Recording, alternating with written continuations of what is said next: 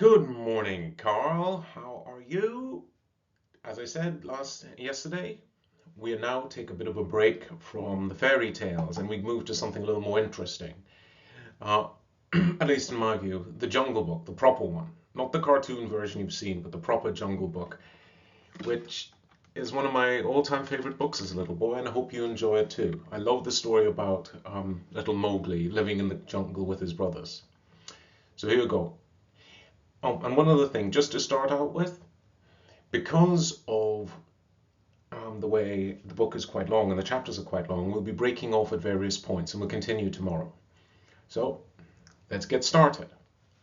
The Jungle Book by Rudyard Kipling. Chapter 1, Mowgli's Brothers. Now Ram the kite brings home the night that Mang the bat sets free. The herds are shut in byre and hut, for loosened till dawn are we. This is the hour of pride and power, and talon and tush and claw. Oh, heed the call, good hunting all, that keep the jungle law. That's the night song in the jungle. Now it was 7 o'clock and a very warm evening in the Seeonee hills when Father Wolf woke up from his long day's rest, scratched himself, yawned, and spread out his paws one after the other to get rid of the sleepy feeling in their tips. Mother Wolf lay with her great big grey nose draped across her 4 tumbling, squealing cubs, and the moon shone into the mouth of the cave where they all lived. "Ah," said Father Wolf, "it is time to hunt again." He was going down onto a spring down the hill when a little shadow with a bushy tail crossed the threshold and whined, "Good luck to you, O Chief of the Wolves, and good luck and strong white teeth go with noble children that they may never forget the hungry in this world."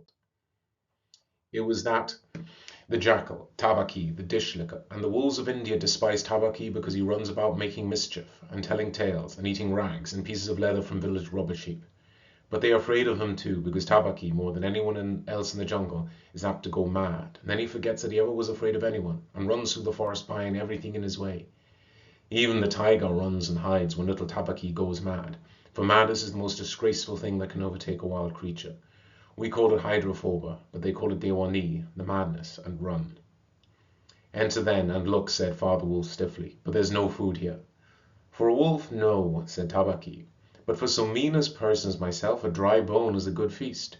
Who are we, the Gido log, which is the jackal people, Carl, to pick and choose? He scuttled to the back of the cave, where he found the bone of a buck with some meat on it, and sat cracking the end merrily. All thanks to this good meal, he said, licking his lips. How beautiful are the noble children, how large their eyes, and so young too. Indeed, I might have remembered that the children of kings are men from the beginning. Now Tabaqui knew as well as anyone else that there's nothing so unlucky as to compliment children to their faces. It pleased him to see Mother and Father Wolf look so uncomfortable. Tabaqui sat still, rejoicing the mischief he had made, and then he said spitefully, "Shere Khan, the big one, has shifted his hunting grounds. He'll hunt among these hills for the next moon, so he has told me." Shere Khan was the tiger who lived near the Waingunga River, 20 miles away. "He has no right," Father Wolf began angrily. "By the law of the jungle he has no right to change his quarters without due warning. He will frighten every head of game within 10 miles, and I have to kill for 2 these days." "His mother did not call him Lungri, the lame one, for nothing," said Mother Wolf quietly. "He has been lame in 1 foot from birth. This is why he has only killed cattle. Now the villagers of the Waingunga are angry with him, and he has come to make our villagers angry. They will scour the jungle for him when he is far away, and we and our children must run when the grass is set alight. Indeed, we are very grateful to Shere Khan." "Shall I tell him of thy gratitude?" said Tabaqui. "Out!" snapped Father Wolf. "Out and hunt with thy master. Thou hast done enough harm for one night." "I go," said Tabaqui quietly. "You can hear Shere Khan below in the thickets. I might have saved myself the message." Father Wolf listened, and below in the valley that ran down the river he heard the dry, angry, snarly, sing-song whine of a tiger who's caught nothing and does not care if all the jungle knows it.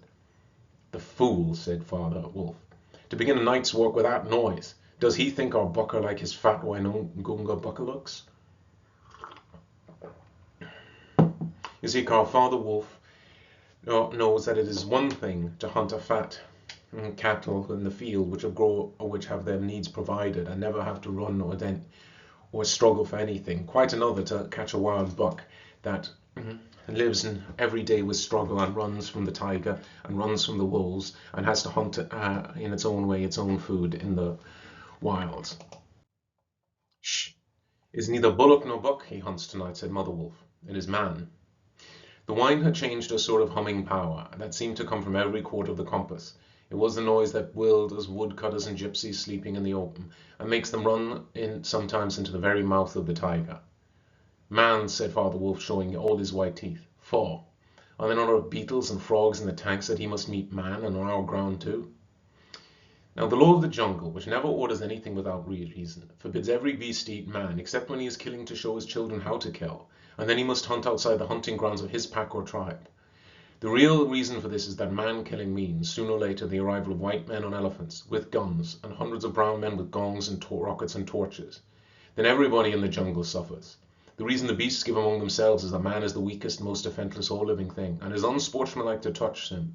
They say too, and it is true, that man-eaters become mangy and lose their teeth. The purr grew loud and ended in a full-throated "Arg!" of the tiger's charge. And then there was a howl, an untigerish howl from Shere Khan. "He has missed," said Mother Wolf. "What is it?" Father Wolf ran out a few paces and heard Shere Khan muttering and mumbling savagely as he tumbled about in the scrub. "The fool has no more sense than to jump at a woodcutter's campfire, and he's burned his feet," said Father Wolf with a grunt. "Tabaqui is with him." "Something is coming uphill," said Mother Wolf, twitching one ear. "Get ready." The bushes rustled a little in the thicket, and Father Wolf dropped with his haunches under him, ready for his leap. Then, if you had been watching, you would have seen the most wonderful thing in the world. The wolf checked in mid-spring, made his bound before he saw what he was jumping at, and then he tried to stop himself. The result was that he shot straight up into the air 4 or 5 feet, landing almost where he left the ground. "Man," he snapped, "a man's cub. Look." Directly in front of him, holding on by a low branch, stood a naked brown baby who could just walk, as soft and dimpled a little atom as ever came to a wolf's cave at night. He looked up into Father Wolf's face and laughed. "Is that a man's cub?" said Mother Wolf. "I have never seen one. Bring it here." A wolf accustomed to moving among his own cubs can, if necessary, mouth an egg without breaking it, and though Father Wolf's jaws closed right on the child's back, not a tooth even scratched the skin as he laid it down among the cubs. "How little, how naked, and how bold," said Mother Wolf softly. The baby was pushing its way between the cubs to get close to the warm hide. "Ahai, he's taking his meal with others. And so this is a man's cub. Now, was there ever a wolf that could boast of a man's cub among her children?" "I've heard now and again of such a thing, but never in our pack or in my time," said Father Wolf. "He is altogether without hair, and I could kill him with a touch of my foot. But see, he looks up, and he is not afraid." The moonlight was blocked out at the mouth of the cave, for Shere Khan's great square head and shoulders were thrust into the entrance. Tabaqui behind him was squeaking, my lord, it went in here." "Shere Khan does us great honor," said Father Wolf, but his eyes were very angry. "What does Shere Khan need?" "My quarry. A man's cub went this way," said Shere Khan. "Its parents have run off. Give it to me." Shere Khan had jumped at the woodcutter's campfire, as Father Wolf had said, and was furious with the pain of his burned feet. But Father Wolf knew that the mouth of the cave was too narrow for a tiger to come in by. Even where he was, Shere Khan's shoulders and forepaws were cramped for want of room, as a man would be if he had tried to fight in a barrel. "The wolves are a free people," said Father Wolf. "They take orders from the head of the pack, and not from any striped cattle killer. The man's cub is ours, to kill if we choose. Ye choose and ye do not choose. What is this talk of choosing? By the bull I killed, am I to stand here nosing into your dog's den for my fair dues? It is I, Shere Khan, who speaks." The tiger's roar filled the cave with thunder. Mother Wolf shook herself clean of the cubs and sprang forward, eyes like 2 green moons in the darkness, facing the blazing eyes of Shere Khan. "It is I, Raksha, which is to say the demon, who answers. The man's cub is mine, Lungri, mine to me. He shall not be killed. He shall live to run with the pack and hunt with the pack. And in the end, look you, hunter of little naked cubs, frog eater, fish killer, he shall hunt thee. Now get thee hence, so by the Sambo that I killed, I eat no starved cattle, back thou goest to thy mother, burned beast of the jungle, lamer than ever thou camest into the world. Go." Father Wolf looked on amazed. He had almost forgotten the days when he won Mother Wolf in a fair fight from 5 other wolves, when she ran in the pack and was not called the demon for compliment's sake. Shere Khan might have faced Father Wolf, but he could not stand against Mother Wolf, for he knew that where he was she had all the advantage of the ground, and fight to the death. So he backed out of the cave, mouth growling, and when he was clear he shouted, "Each dog barks in his own yard. We will see what the pack will say to this fostering of man-cubs. The cub is mine, and to my teeth you will come in the end, O bush-tailed thieves." Mother Wolf threw herself down, panting the cubs, and Father Wolf said to her gravely, Shere Khan speaks this much truth. The cub must be shown to the pack. Wilt thou still keep him, mother? Keep him, she gasped. He came naked by night, alone and very hungry, and yet he was not afraid. Look, he pushed one of my babes to one side already, and that lame butcher would have killed him and would have run off to the Wine Gunga, while the villagers here hunted all through Orleans in revenge. Keep him? Assuredly I will keep him. Lie still, O little frog, O thou Mowgli. For Mowgli the frog I will call thee. Thy time will come when thou wilt hunt Shere Khan as he has hunted thee. But what will our pack say? Said Father Wolf.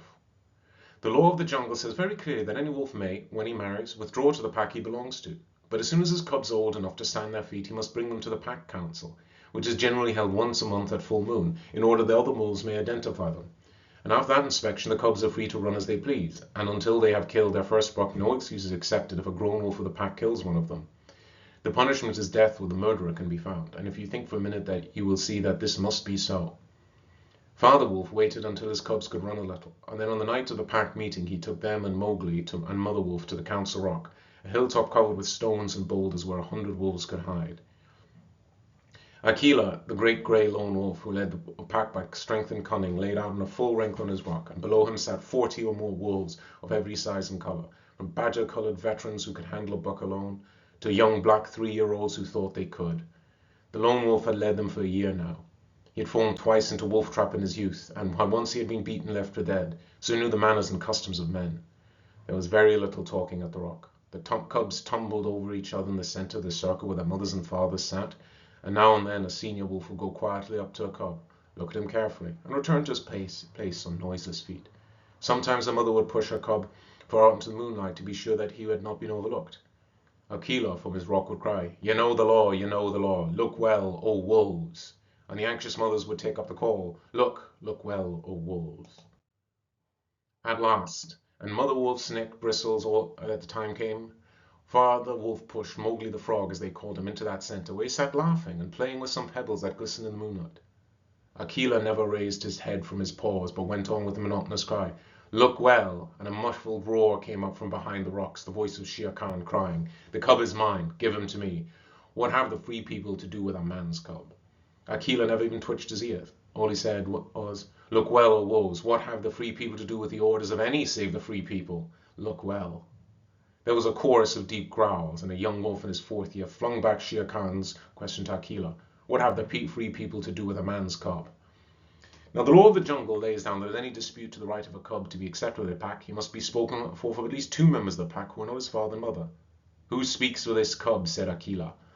"Among the free people, who speaks?" There was no answer, and Mother Wolf got ready for what she knew would be a last fight, if things came to fighting. Then the only other creature who is allowed at the pack council, Baloo, the great sleepy brown bear who teaches the wolf cubs the law of the jungle, old Baloo, who can come and go where he pleases because he eats only nuts and roots and honey, rose up on his hind quarters and grunted.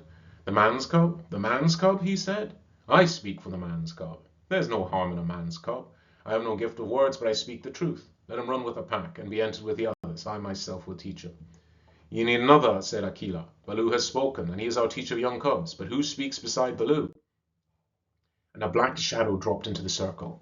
It was Bagheera, the Black Panther, inky black all over, but with the panther markings showing up in certain lights like the pattern of watered silk.